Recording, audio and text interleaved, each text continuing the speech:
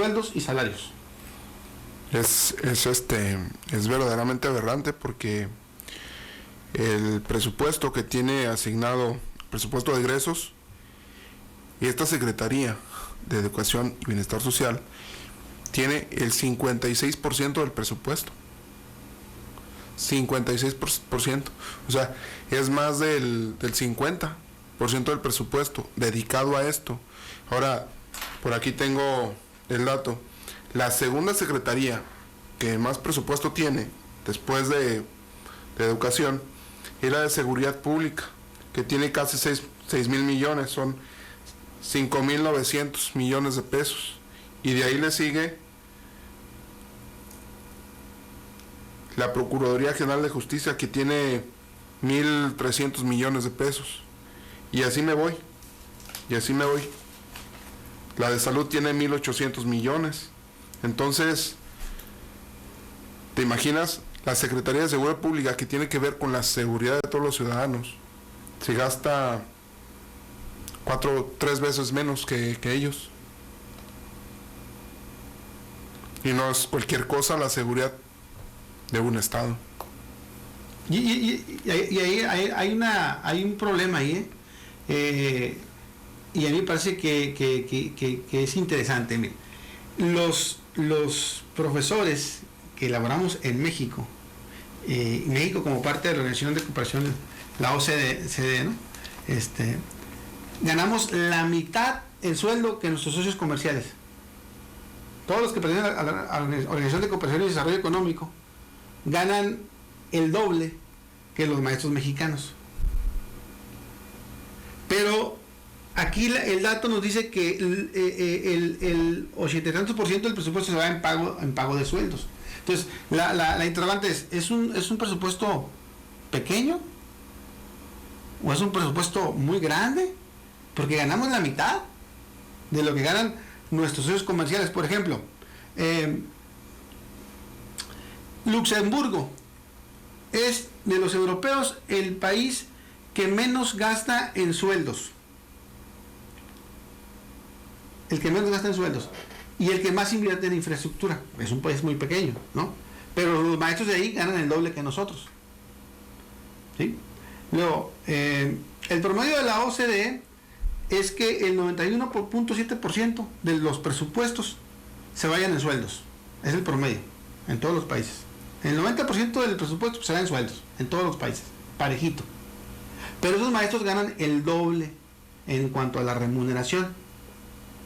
Y a esos maestros se les califica con los mismos instrumentos que se nos califica a nosotros. Los de evaluación, pues la prueba PISA y los que ustedes ya conocen. Entonces, cuando llegan y aplican esos exámenes de rendimiento escolar, dicen, es que México salió bien bajo. Pero también hay que ver qué infraestructura tienen ellos. Estamos hablando del gasto educativo. ¿Cómo aplican su gasto educativo? La racionalidad del gasto educativo. A lo mejor ellos tienen los mismos 5 pesos que tenemos en México. Pero habría que ver el detalle de cómo se aplica ese gasto educativo. Son las formas, ¿no? Aquí, exacto. Son las formas. Aquí ya se ha hecho ese comentario, ¿no? Acerca de la OCDE, ¿no? O sea, ante el mundo, México es el que más invierte el capital de su Producto Interno Bruto en educación. Eso ya lo sabemos. Sí, solamente atrás de Portugal. Ajá. Es Sí, el no, 97.6%. sí. Yo no digo que sea el único, sea el mejor, pero sí se declaró que es mucho el dinero que se invierte en educación. Entonces, volvemos a lo mismo, o sea, ¿y dónde se ve? No se refleja. No se refleja. Ahora, digo, yo porque soy maestro, ¿verdad? Y los que me están escuchando, ¿qué pasó con las refinerías? ¿Qué ha pasado con el petróleo? Sabemos que hay un puño, pero gigante en México de corrupción política. Entonces, yo no sé para qué se la agarran golpeando y golpeando la imagen del maestro. Pues, si sabemos que por donde sea están sacando petróleo por abajo del agua sin que nadie se dé cuenta. Los hombres más ricos del mundo son mexicanos. Entonces, es la política, pues no necesitamos que este país cambie el sentido de los políticos, que vean otras maneras, al menos de engañar a la gente, ¿no? Fíjate, aquí lo que dice el estudio, dice, el gobierno tiene pocos instrumentos de rendición de cuentas, para exigir un cierto desempeño de maestros y directores. Pero estamos hablando del gasto educativo. Quien lo planea y lo racionaliza no son los directores y los maestros, son los administradores. Son los administradores que están en los cargos de planeación de los sistemas educativos. Y con un sueldazo. Y todo el esquema de elevar la calidad se está enfocando a evaluar al maestro. Pues ahí no está el problema, señores. El problema está en que se construyan o se identifiquen indicadores que nos lleven a realmente observar cuál es el impacto del gasto y poder apreciar si se está haciendo de forma correcta o en forma incorrecta. Tan sencillo como esto: si yo estoy observando que México ocupa el segundo lugar en gasto corriente como porcentaje del gasto público en educación básica, con un 97.6%, eso a mí me dice que definitivamente lo que hace falta es racionalizar el gasto. O sea, dinero hay. Bastante dinero. Dinero hay, pero ganamos la mitad que nuestros socios comerciales. Lo que pasa es que en estos casos, quien tiene la titularidad del gobierno del estado debe de preocuparse más por diseñar un esquema más adecuado y más propio para que la educación se desarrolle en la entidad.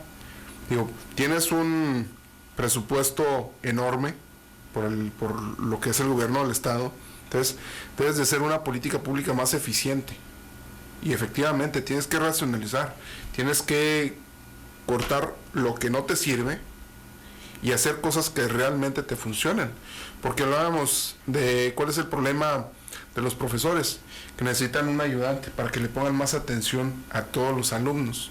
Es un esquema que me comentabas que plantean en Finlandia. Sí, que son factores que elevan sustancialmente la calidad. Así es, y no te quedas, como nos comentaban hace un momento, que hay profesoras para niños especiales, les estén pagando 6,000 pesos al mes. Es una burla. No están remunerados. Exactamente. Y no tienen prestaciones. Entonces, ¿de qué se trata? Digo, tienen que ser equitativos. Y hay ciertos factores que no deben de estar. Mira, aquí se fueron por la fácil. Todo el muertito se lo pretenden cargar al maestro, al directivo de escuela. Y el punto no está ahí. Ellos no son los encargados de planear el gasto. Así es. Ni racionalizarlo. Aquí otro punto que anota este estudio, en el número 4, dice: la actual estructura del gasto educativo, o sea, cómo se planea, cómo se proyecta, plantea insuficiencias para financiar infraestructura, equipamiento, operación y mantenimiento de las escuelas y centros educativos. Y ahí está la diferencia entre el primer mundo y el tercer mundo, pues el mantenimiento. O sea, el tercer mundo tiene infraestructura, pero no hay mantenimiento. Y ahí están las escuelas con carencias, ¿no? Y operando en forma deficiente. Porque no hay esa proyección del gasto educativo. Y volvemos a lo mismo, lo que tú decías, Bernardo. Si somos el segundo país que más gasta, que más programa en educación, pues entonces, pues, ¿dónde quedó la bolita? No está en el maestro. Son las formas, desde el diseño del currículo escolar, desde la falta de un auxiliar en el aula, desde el nulo destino de recursos para el mantenimiento de las escuelas, para la construcción de una infraestructura eficiente, el simple detallito que no hay socket para conectar las computadoras, compañero. No están adaptados los espacios. Y escuelas de que las fundaron con los techos de maderas, que los fundaron los papás, ahí siguen igualitas con el techo de madera. Llueve y goteándose el agua. Entonces, sí hay muchas colonias. Yo trabajo en mi secundaria 30 y sí hay muchas necesidades, muchas carencias. A ver qué día nos hacen justicia. Esto me lleva a reflexionar que quizá, aparte de ser un problema administrativo de los sistemas educativos en general de nuestro país, se traduce incluso como un problema cultural, ¿no? Un problema cultural, ¿no? O sea, hacia dónde enfocamos la administración de lo público y de qué forma entendemos lo público. Me salta me brinca el ver la monstruosidad de este presupuesto, que si se aplicaran una política pública correcta, pues sanearías los planteles educativos que hay en el estado y mejorarías su infraestructura. Y no solo la mejorarías, crearías más infraestructura. Y tendrías, por ejemplo, a los docentes con un mejor sueldo y a sus auxiliares para la operación de los profesores, del sistema educativo realmente, cómo debe de operar. Porque pues es muy fácil estar administrando, pues sí, me voy a dedicar a administrar cómo va a ser o cómo va a ser llevada a cabo la educación, pero no te estás preocupando del cómo se va a desarrollar la educación dentro de los planteles.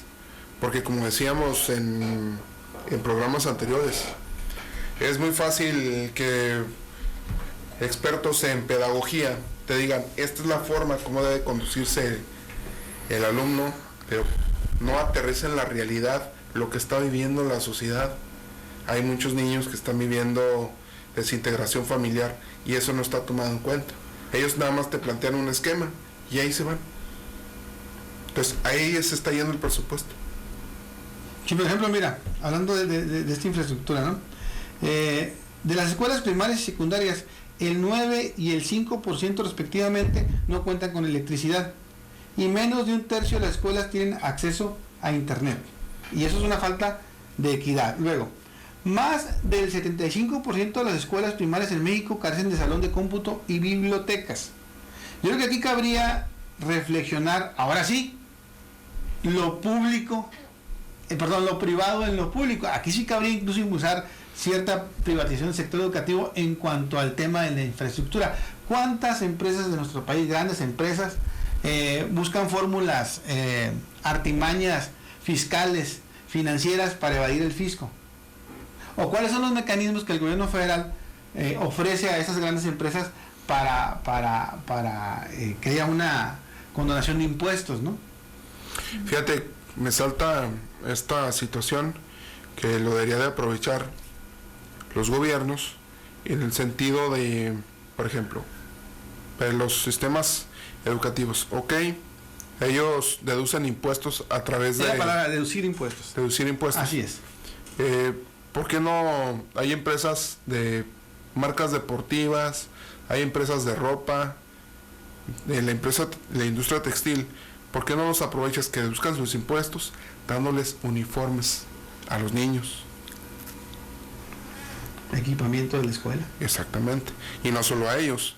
También les puedes deducir impuestos, por ejemplo, de los vehículos de traslado, por ejemplo, para los niños, que tengan un vehículo que los traslade para cuando tienen una actividad fuera del área, que tengan que ir a visitar un museo, que tengan que ir a X lugares. Estás hablando de la reingeniería del gasto educativo. Exactamente. Finalmente el gasto educativo viene el dinero viene de la sociedad. Así es. Entonces, habría que buscar esos mecanismos creativos para estimular a la sociedad en gastar en la educación pública. Hey, empresa, te voy a deducir impuestos. Empresa constructora, vamos cooperando todos para la equidad, ¿no? En las zonas marginales principalmente. Nada más que ahí le estarían pegando patadas al pecero, porque entonces ya no va a llegar al Producto Interno Bruto, ya no va a llegar ese impuesto. Y ya no se va a regresar. El punto es que las compañías de todas maneras lo hacen, Sí. Bueno. Y tienen unos adeudos gigantescos, ¿no? Y lo irónico de esto es que las empresas más ricas no pagan impuestos. O sea, aquí verdaderamente los lastimados son los pequeños contribuyentes, son los que realmente sostienen esto. Y bueno, desafortunadamente, una paraestatal que se llama Pemex, el fisco es el que lo tiene subyugado, lo tiene completamente sometido, porque de ahí surge la mayor parte del presupuesto en México. No, creo que está claro, ¿no? Para cerrar bien esto, a nivel internacional nos reconocen que somos de los países que más invertimos en la educación. Entonces nada más que ocupamos políticos honestos y echar adelante realmente, como dice el presidente de la República, mover a México, pues empieza a sacudir y ver dónde está ese dinero, pues. sí me da pena a mí porque leyendo, ¿no? Los que estamos actualizándonos en los cursos, todo lo que manejan los planes y programas está excelente. Formar un ciudadano del mundo. ¿Qué quiere decir? Pues que tenga acceso lógicamente a su computadora, que pueda saber precios en Estados Unidos, en Inglaterra, Europa, o sea, eso es un ciudadano del mundo, ¿verdad? Menciona aulas telemáticas donde el niño va a tener su especie de laptop, pero más chiquita, no sé cómo se puede llamar, no tampoco estable, ¿no? Pero le digo, y en realidad pregunto a muchos padres de familia que nos están viendo, o maestros, ¿qué es lo que tenemos? Un medio intendente, un medio prefecto y unos medios maestros, porque que no viene, porque no se va a presentar el director, porque no han pagado. O sea, puro conflicto, conflicto y más conflicto del que el muchacho ya tiene en casa. Y todavía lo que saque el alumno en la evaluación, con eso te voy a evaluar, maestro. Si tu alumno no aprende, es que estás fallando, ¿no?